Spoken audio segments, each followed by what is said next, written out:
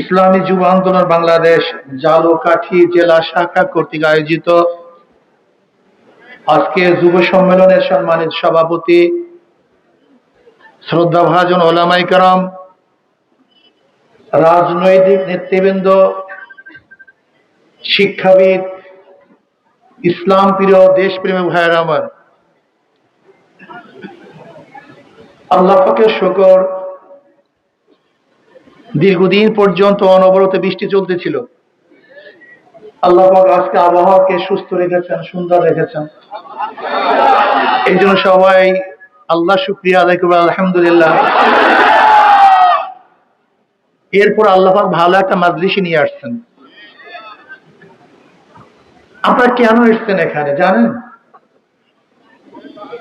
আসলে অনেক জনসভায় অনেক পাবলিক যায়, তারা জানেই না এখানে কেন আসছে। অনেক জনসভায় পাবলিক যায় বিরিয়ানি খাওয়ার জন্য, টাকা পাওয়ার জন্য, চাঁদা কালেকশন করার জন্য, নেতৃত্ব প্রতিষ্ঠিত করার জন্য। কিন্তু আপনারা এখানে আসছেন কেন? এটা বুঝতে হবে। দেখেন, ইসলামী আন্দোলন বাংলাদেশ, ইসলামী যুব আন্দোলন, এরা কি চায়?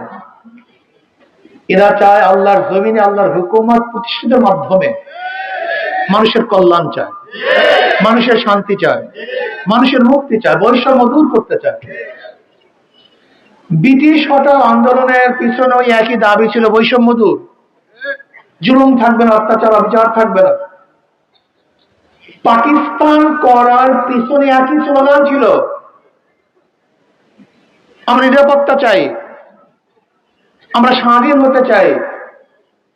পাকিস্তান থেকে ভাগ হয়ে বাংলাদেশ করার পিছনে একই স্লোগান ছিল, সাম্য, মানবিক মর্যাদা, সামাজিক ন্যায় বিচার। আবার 2024 জুলাই আগস্টের বিপ্লবের একই স্লোগান ছিল, বৈষম্য দূর, জুলুম থাকবে না, অত্যাচার অবিচার থাকবে না, ন্যায় প্রতিষ্ঠিত হবে, সাম্য, মানবিক মর্যাদা, সামাজিক ন্যায় বিচার প্রতিষ্ঠিত হবে। আমার মা বোনেরা ধর্ষিত হবে না, কোন ব্যবসায়ীকে চাঁদা দিতে হবে না, কোন মানুষ অবৈধ খুন হবে না, কোন মানুষ জুলুম, অত্যাচার, অবিচারের সম্মুখীন হবে না। মানুষের বাক শক্তি, স্বাধীনতা থাকবে, লেখনির স্বাধীনতা থাকবে, চলার স্বাধীনতা থাকবে, যেখানে সমস্ত মানুষ শান্তিতে বসবাস করবে। এর জন্যই মানুষ আন্দোলন সংগ্রাম করেছিল। আপনারা জানেন, ঈসাই সালের 2500 বছর আগে সক্রেটিস যেই স্টেটের সৃষ্টি করেছিলেন, ওনার ধারণা অনুযায়ী সেই স্টেট কেন নির্মিত হয়েছিল, কি কারণে হয়েছিল? আগেকার জমানার যাদের শক্তি ছিল তারা সাধারণ মানুষদের উপর জুলুম, অত্যাচার করত। ইংল্যান্ড স্টেট সৃষ্টি করেছিলেন, যেখানে একজন রাজা হবেন, মন্ত্রী পরিষদ হবে, দুর্বলরা তাদের কাছে গিয়ে আশ্রয় গ্রহণ করতে পারবে, সমস্ত মানুষ সাম্য, মানবিক মর্যাদা, সামাজিক ন্যায় বিচার প্রতিষ্ঠিত হবে, আইনের বিচার প্রতিষ্ঠিত হবে। কিন্তু আজকে যারা আমরা রাজনীতি করি, কিন্তু আমরা কেন রাজনীতি করতেছি? মানুষকে শান্তি দেওয়ার জন্য না জুলুম করার জন্য? না, আজকে রাজনীতি করে জুলুম করার জন্য, অত্যাচার করার জন্য, অবিচার করার জন্য।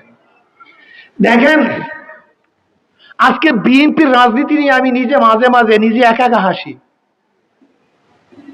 কেন হাসি? বিএনপি যে আদর্শ এবং নীতির উপর প্রতিষ্ঠিত হয়েছিল, সে নীতি আদর্শ বলতে বিএনপির মধ্যে কিছুই নেই। এরা জানি না বিএনপির মূল থিমটা কি, নীতিটা আদর্শ কি, জানি না। ধরে নেন, আজকে যদি আওয়ামী লীগ রাজনীতি করা শুরু করে, তাহলে বিএনপির অস্তিত্ব থাকবে? তাহলে কেন থাকবে না? কারণ আওয়ামী লীগ যে স্লোগানগুলি দিয়েছিল, বিএনপি তো একই স্লোগান দিচ্ছে। যেমন আওয়ামী লীগের কি স্লোগান ছিল? তুমি কে, আমি কে, বাঙালি বাঙালি। আরে জানেন তো না? জানেন, তারপরে স্লোগান করেন, কথা বলেন। আওয়ামী লীগের কি স্লোগান ছিল? তুমি কে, আমি কে, বাঙালি বাঙালি। জিয়াউর রহমান সাহেবের কি স্লোগান ছিল? তুমি কে, আমি কে, বাংলাদেশি বাংলাদেশি। বাঙালি বাঙালি স্লোগান কাদের ছিল? এখন এই স্লোগান কে দেয়? তার মানে আদর্শ শেষ নেই। বিএনপি তাদের রাজনীতির মূল থিমটা কি ছিল? বহুদলীয় গণতন্ত্র। বহুদলীয় গণতন্ত্র। কিন্তু এখন বিএনপি কি করতেছে? অন্য দলকে সহ্য করতে পারতেছে না, বাকশাল করতে চায়। তার মানে বিএনপির আদর্শ বলতে কিছু নেই। কথাটা বুঝাতে পারি না। আচ্ছা, আওয়ামী লীগের মূল স্লোগান কি ছিল? এই তুই পাকিস্তানি, তুই রাজাকার। এখন বিএনপির স্লোগান তুই পাকিস্তানি, তুই রাজাকার। এখন আপনারাই বলেন, যদি আজকে আওয়ামী লীগ রাজনীতি শুরু করে, তাই বিএনপির স্লোগানটা কোথায়? কি বলবো? বক্তব্য কি? কোনো বক্তব্য নেই। তার মানে বিএনপি শেষ। বিএনপি বলতে কিছু নেই। আপনাদের বিশ্বাস হয় না আমার মনে হয়। যে দেখেন, বিএনপি বহুদলীয় গণতন্ত্র প্রতিষ্ঠা করার কারণে জিয়াউর রহমান সাহেবের মন্ত্রী পরিষদের প্রধানমন্ত্রী কি ছিলেন? শাহ আজিজুর রহমান সাহেব। তিনি একজন ভালো রাজাকার ছিলেন। জিয়াউর রহমান সাহেবের প্রধানমন্ত্রী তিনি ছিলেন কি? এখন যদি বিএনপি রাজাকার বিরুদ্ধে স্লোগান দেয়, স্লোগানটা কার বিরুদ্ধে যায়? বেয়াকুব জানে কার বিরুদ্ধে স্লোগান দিচ্ছে? ও তো জানি না। যাই হোক, আমি অনেক সময় হাসি বিএনপির তামাশা চক্র দেখে, যারা রাজনীতি বলতে কিছুই জানে না, না রাজনীতি জানে, না ক্ষমতা দখল করার পদ্ধতি জানে। আসলে বিএনপি হলো বহু সালে নির্মিত এক গাছ। বহু সাল নির্মিত গাছ বুঝেন? যে গাছের মধ্যে মিষ্টি ফলও আছে, চুকা ফলও আছে, আমও আছে, কাঁঠালও আছে, জামও আছে, আবার মাকাল ফলও আছে। আজকে বিএনপি ইসলামের বিরুদ্ধে স্লোগান দেয়। আজকে বিএনপি আলেম ওলামাদের বিরুদ্ধে স্লোগান দেয়, বক্তব্য দেয়। আপনি কি জানেন বিএনপিকে দীর্ঘদিন পর্যন্ত কারা ভোট দিয়েছিল, কারা সাপোর্ট করেছিল? শোনেন, আজকে বিএনপি স্টেজের মধ্যে যে নৃত্য চলছে, যে পতিতাদের ড্যান্স চলছে, এদেশে যারা বিএনপিকে এককালীন ভোট দিত, তারা কিন্তু তাদেরকে আর ভোট দিবে না। এত সহজ না। এদেশের ভোট কোন পন্থী ভোট? একটা হলো ডানপন্থী ভোট, আর একটা বামপন্থী ভোট। এদেশের ভোট দুই ভাগে বিভক্ত। একটা হলো ভারতপন্থী ভোট, আর একটা হলো ভারতের বিপক্ষে ভোট। ভারতপন্থী এবং বামপন্থী ভোটগুলি সবসময় গ্রহণ করত আওয়ামী লীগ। ডানপন্থী এবং ভারতের বিরোধী ভোটগুলি গ্রহণ করত বিএনপি। এখন যদি বিএনপি ভারতপন্থী হয় আর ডানের বিরুদ্ধে কথা বলে, তা বিএনপির ভোট কই?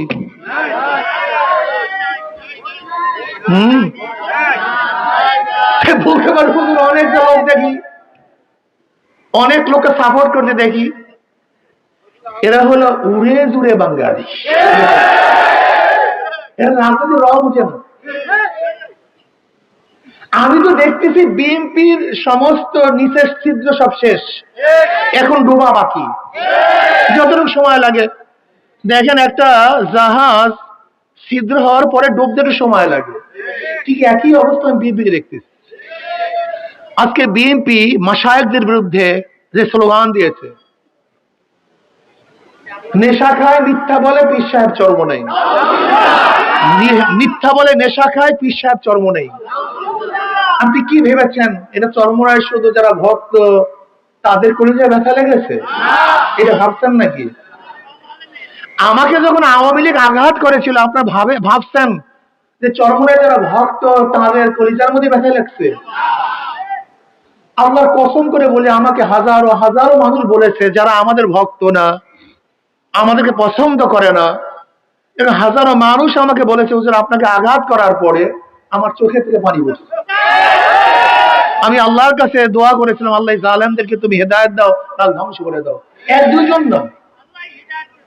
আজকে যারা মিথ্যা বলে, নেশা খায়, পীর সাহেব চরমনে স্লোগান দেন, আজকে পীর সাহেব চরমনে আলেম ওলামাদের বিরুদ্ধে স্লোগান দেন, এমনকি বিএনপির অবস্থা এই পর্যায়ে পুষছে, তাদের এক বক্তার মুখে শুনলাম যে এত দাওয়াত লাগে না, এত মুসলমানদের মধ্যে ওয়াজ নসিহত লাগে না। এই বক্তব্য দেওয়া শুরু করছে। আচ্ছা আমাকে বলেন তো, বিএনপি এবং আওয়ামী লীগের কাজের মধ্যে কোনো পার্থক্য আপনারা দেখেন?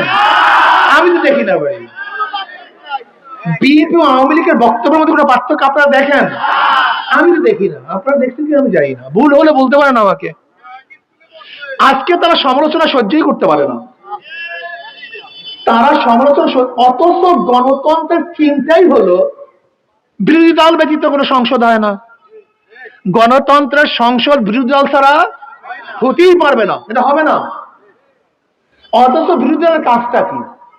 যারা সরকারে থাকবে তাদের বিরোধিতা করা, ভুল ধরিয়ে দেওয়া, অ্যাটাক করা, এটা গণতন্ত্রের নিয়ম। অথচ দেখা যায় আজকে বিএনপির বিরুদ্ধে কোনো কথা বললে তার জিবরা ছেড়ে দেবে, খন্তা কুড়াল যার যা কিছু আছে সব নিয়ে ঝাঁপিয়ে পড়তে বলতেছে। এই গণতন্ত্র? এই জন্য বাকশাল একনাথতন্ত্র। আমরা কি বলি, চরমনার কোন খারাপ কিছু দেখো, দোষ দেখো, ধরিয়ে দাও, এই যে নিয়ম। তোমার দোষ, তোমার ত্রুটি, তোমার বিচ্যুতি, এটা ধরিয়ে দেওয়ার নামই তো বিরোধী স্টেজ। বিরোধী স্টেজের কাজটা কি? আমার এখানে কাজটা কি? আমার কাজটাকে এখানে কি বক্তব্য দেব? আমার প্রতিদ্বন্দ্বীর মধ্যে কি কি দোষ আছে, ত্রুটি আছে, দুর্বলতা আছে, এটা ধরিয়ে দেওয়ার নামই তো স্টেজ। যদি আপনার বিরুদ্ধে আমি না করি তাহলে আমার ভিন্ন স্টেজের লাভটা কি? আপনার স্টেজে দাঁড়ায় যায় আমি। আপনি রাজনীতি বুঝিনি না, সমস্যাই। এর জন্য জ্ঞানীরা বলে জ্ঞানী শত্রুও ভালো আর মূর্খ বন্ধুও ভালো না। এটা জাহেল, এটা রাজনীতি বলতে কিছুই বোঝে না। দেখেন ফখরুল সাহেব বক্তব্য দেয় র্যাম্পো ন্যাশন আপনি কায়েম করবেন। র্যাম্পো ন্যাশন রং ধনু জাতি। র্যাম্পো ন্যাশন মানে রং ধনু জাতি, যেরকম এক বিভিন্ন রং একই সাথে থাকে। র্যাম্পো ন্যাশন হলো বিভিন্ন আদর্শ, বিভিন্ন মতে, বিভিন্ন পথের মানুষ একই সাথে রাজনীতি করবে। আপনি একদিকে বলবেন র্যাম্পো ন্যাশন কায়েম করবেন, প্রতিষ্ঠিত করবেন, অথচ বিরোধী দলের কোনো বক্তব্য আপনি সহ্য করতে পারবেন না। আপনার নেতার নাম নিতে গেলে উজু করা লাগবে। আপনার নেতার কথা বললে জিভটা টেনে ছিঁড়ে ফেলবেন আর মুখে বলবেন র্যাম্পো ন্যাশন। এটা কেমন কথা হলো? আপনার তো আপনার বক্তব্যের সাথে মিল পাই না আমি। আসলে মূল সমস্যাটা কোথায় আমার জনগণ বাবারা? মূল সমস্যা হলো আমাদের দেশের রাজনীতি কেউ করে না, সব প্যাট নীতি করে। রাজনীতি ছিল মানুষের অধিকারকে প্রতিষ্ঠিত করার জন্য, মানুষের প্রাপ্তিকে ফিরিয়ে দেওয়ার জন্য, জুলুম অত্যাচার বন্ধ করার জন্য, নির্যাতনকে বন্ধ করার জন্য। কিন্তু 5ই আগস্টে আমরা কি দেখেছি? চাঁদা বাড়ছে না কমছে? খুন বাড়ছে না কমছে? আগে কি জানতাম? জাহান্নামের আগুন এক জাহান্নাম আর এক জাহান্নামকে খেয়ে ফেলে। এখন দেখি এক বিএনপি আর এক বিএনপি খেয়ে ফেলে। আপনি দেখেছেন গতকালকের রিপোর্ট, ছাত্র দল আর এক ছাত্র দলকে আঘাত করে হত্যা করছে। গতকালকের রিপোর্ট, ছাত্র দল যুব দলকে হত্যা করছে, যুব দল বিএনপিকে হত্যা করছে। আমার বক্তব্য না, প্রতিদিন পত্রিকার রিপোর্ট দেখেন আপনি।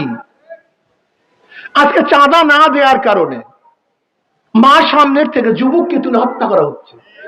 আজকে চাঁদা না দেওয়ার কারণে এই ভোলাতে স্বামীকে বেঁধে রেখে স্ত্রীকে গণধর্ষণ করা হয়েছে। আজকে বাবা তার মেয়েকে বিবাহে রাজি না হওয়ার কারণে সেই মেয়ের সামনে বাবাকে হত্যা করা হয়েছে। আজকে চাঁদার বিরুদ্ধে রিপোর্ট করার কারণে গতকালকে এক গাদি করে সাংবাদিককে ইট দিয়ে পিটিয়ে মাথাকে ঠাট্টা করে ফেলা হচ্ছে। আজকে চাঁদা না দেওয়ার কারণে মানুষকে হত্যা করা হচ্ছে। প্রতিদিন এই ঘটনা ঘটছে, প্রতিদিন ঘটনা রাখি। আজকে চাঁদার বিরুদ্ধে কথা বলা চলছে না। চাঁদার বিরুদ্ধে কথা বলা যায় না। ইমাম সাহেব কথা বলতে গেলে তাদের উপর অ্যাটাক করা হয়। আজকে আলেম ওলামারা কথা বলতে অ্যাটাক করা হয়। কেউ চাঁদার বিরুদ্ধে কথা বলে তোমার গায়ে লাগে কেন? ঘটনা কি? চাঁদার বিরুদ্ধে কথা বলবে তা তোমার গায়ে লাগছে কেন? তোমার খারাপ লাগে কেন? হ্যাঁ, আমাদের দেশে জাহেলের অবস্থা কি? চাঁদাকে হাদিয়ার সাথে, উপডৌকনের সাথে, তোহফার সাথে মিলায় ফেলে। এদের অবস্থা কি? ঘুষ এবং বেতন কি জিনিস এতটুকু পার্থক্য করতে পারে না। ওরা কি বলে? বলে আপনারা আমরা নাই সাদা, আপনারা হাদিয়া। হাদিয়াকে হাদিয়া কেন বলা হয় জানেন? হাদিয়া হেদায়েত থেকে। হাদিয়া শব্দ কিসের থেকে? হেদায়েত শব্দের অর্থ কি? রাহনুমাই করা, পথ প্রদর্শন করা। হেদায়েত থেকে হাদিয়া শব্দের অর্থ কি? হাদিয়া মহব্বতের পথ দেখা হয়, এজন্য হাদিয়াকে হাদিয়া বলে। যে যাকে ভালোবাসে তাকে কিছু দেয়, অর্থাৎ মহব্বতের পথ প্রদর্শন করে বিদায় কি বলে? হাদিয়া বলে। আর চাঁদা মানে কি? শত্রুতা সৃষ্টি করে, তার নাম চাঁদা হয়। হাদিয়া মানুষকে মহব্বত করে দেয়, আর চাঁদা মানুষ থেকে জোর করে নেওয়া হয়। এতটুকু পার্থক্য যারা বুঝে না, তারা রাজনীতি করতে আসেন কেন? রাজনীতি করার দরকারটা কি? এই চাঁদাবাদদের বিরুদ্ধে একটা আন্দোলন করতে হবে, সংগ্রাম করতে হবে। খুনিদের বিরুদ্ধে একটা আন্দোলন সংগ্রাম করতে হবে। জালেমের বিরুদ্ধে একটা লড়াই করতে হবে। আমি আগেই বলেছি যে 5ই আগস্ট আমাদের যুদ্ধ শেষ হয়ে যায় নাই, যুদ্ধ শুরু হয়েছে, এখনো যুদ্ধ শেষ হয় নাই। আর একটা যুদ্ধ করতে হবে, আজ আন্দোলন করতে হবে, সংগ্রাম করতে হবে। যে আন্দোলনের মাধ্যমে বাংলাদেশ থেকে গোটা চাঁদাবাদকে চিরতরে উৎখাত করতে হবে ইনশাআল্লাহ। খুনিদেরকে চিরতরে উৎখাত করতে হবে ইনশাআল্লাহ। যারা মানুষকে অবৈধভাবে খুন করে, যাদের দলের মধ্যে খুনি আছে, চাঁদাবাজ আছে, তাদেরকে কোনো অবস্থাতে আর ক্ষমতা আসতে দেওয়া হবে না। এই জন্য আমাদের কাজটা কি? আমাদের কাজটা হলো দাওয়াত, চেষ্টা, সাধনা করতে হবে। প্রত্যেকটা মানুষের কাছে যেতে হবে, প্রত্যেকটা মানুষের দ্বারে দ্বারে যেতে হবে। এখনো ক্ষমতায় আসে নাই, তাতে যে অবস্থা, ক্ষমতায় যদি আসে তার কি অবস্থা হবে আমরা জানি না। শুধু হাতের পরিবর্তন হয়েছে, চাঁদার পরিবর্তন হয়নি। জালেমদের চেহারার পরিবর্তন হয়েছে, জুলুম পরিবর্তন হয়নি। ধর্ষকদের চেহারার পরিবর্তন হয়েছে, শরীরের পরিবর্তন হয়েছে, কিন্তু ধর্ষণের পরিবর্তন হয়নি। এদের মোকাবেলা করার দরকার আছে কি নাই? জনগণ দরকার আছে কি নাই? এর জন্য আজকে শপথ গ্রহণ করতে হবে, লড়াই চলবে, আরো লড়াই করতে হবে, সংগ্রাম করতে হবে। চাঁদাবাদের বিরুদ্ধে, ভারতের বিরুদ্ধে, ইন্ডিয়ার বিরুদ্ধে, জুলুমে জালেমের বিরুদ্ধে। গোটা বাংলাদেশ দুই ভাগে ভাগ হয়ে গেছে, ইসলামের পক্ষে, কথা বলেন না কেন? ইসলামের পক্ষে, ভারতের পক্ষে, ভারতের বিপক্ষে। ইসলামের পক্ষে, ভারতের বিপক্ষের লোকের ঐক্যবদ্ধ ভাবে আগামীতে লড়াই করবে ইনশাআল্লাহ। একত্রিত হয়ে লড়াই করবে। ইসলাম পন্থীদের মার্কা হবে একটা, বাক্স হবে একটা। যেখানে ইসলাম পন্থীর একা থাকবে, অন্য কেউ থাকবে না। যদি এখানে হাত পাখা থাকে, অন্য কোন দল থাকবে না। অন্য জায়গায় অন্য মার্কা থাকলে সেই ইসলাম পন্থীদের অন্য কোন মার্কা থাকবে না। আমরা একসাথ হয়ে ইনশাআল্লাহ ইসলামের পক্ষের শক্তি, ইসলামের বিপক্ষে শক্তির সাথে লড়বো। ভারতের পক্ষের শক্তি, ভারতের বিপক্ষে শক্তির সাথে লড়বো। চাঁদাবাদের পক্ষের শক্তি, চাঁদার বিরুদ্ধে শক্তির সাথে ইনশাআল্লাহ লড়াই হবে ইনশাআল্লাহ। সেই লড়াই ইনশাআল্লাহ হক বিজয় হবে, ইসলাম বিজয় হবে ইনশাআল্লাহ। এই ভূখণ্ডকে যারা রক্ষা করতে চায় তারাই বিজয় হবে ইনশাআল্লাহ। পিয়ার পদ্ধতি নির্বাচন দিতে হবে, পিয়ার পদ্ধতি নির্বাচন দিতে হবে। পিয়ারের বাইরে বাংলাদেশের জনগণ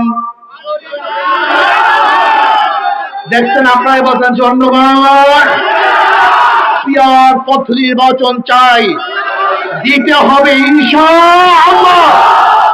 আগে সেই জুলুম অত্যাচার, পেশি শক্তি ব্যবহার করে কালো টাকা ব্যয় করে আপনারা জেনেছেন। ইতিমধ্যে চাঁদার মাধ্যমে লক্ষ লক্ষ, হাজার হাজার হাজার হাজার, কোটি কোটি টাকা যারা সংগ্রহ করেছে, নির্বাচনের ফিল্ডে তারা কালো টাকা সালাদ করবে। মনে রাখতে হবে, যখনই নির্বাচনে টাকা দিবে, সেই টাকা কাদের টাকা, কোথার টাকা আপনারা সবাই জানেন। সেইভাবে খাত করিয়েন ইনশাআল্লাহ। নির্বাচনে আমাদের ডাক্তার সাহেব, আল্লাহু আকবার, আমাদের ইসলামী আন্দোলনের পক্ষ থেকে, এই জালকাঠি নলছিটি থেকে আপনাদের প্রাণ প্রিয় চেহারাটাও যেরকম, আলহামদুলিল্লাহ, কি কথা ঠিক আছে ইনশাআল্লাহ? সবাই থাকবে তো ইনশাআল্লাহ? আপনি দেখেন তো, যারা নৌকা নির্বাচন করে নৌকা চালাতে পারে না, যারা ধানের শিশু নির্বাচন করে ধান কাটতে পারে না, যারা নাঙ্গল নির্বাচন করে নাঙ্গল বইতে পারে না, কিন্তু যারা নির্বাচন করে হাত পাকা, নিজেরা হাত পাকা চালাতে পারে কি পারে না? যারা করে নির্বাচন তারাও চালাতে পারে। কেউ কার মার্কা নিয়ে ঘুমায় না, নাঙ্গলকে বুকি নিয়ে ঘুমায় না, ধানের শেষ কেউ মাথা বুকি নিয়ে ঘুমায় না, কিন্তু ঘুমের সময় হাত পাকা পরিধান করে থাকে। কারেন্ট ফেল করে হাত পাকা ফেল করে না। হাত পাকা মুসলমানদের প্রতীক। হাত পাকা প্রয়োজন হিন্দুদের, খ্রিস্টান, বৌদ্ধ, গরিব দুঃখী, ধনী গরিব, পুরুষ মহিলা সবার প্রয়োজন হাত পাকা। আর সেখানে নেতৃবৃন্দ আছেন, যাকে সিদ্ধান্ত হবে ইনশাআল্লাহ ইসলামের পক্ষে, যাকে সিদ্ধান্ত হবে ইনশাআল্লাহ আমরা তাদের পক্ষে ঝাঁপিয়ে পড়ি ইনশাআল্লাহ।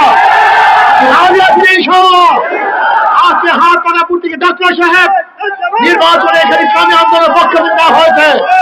সবাই থাকবো, কাজ করব, সবচেয়ে বেশি কাজ করবে ইনশাআল্লাহ।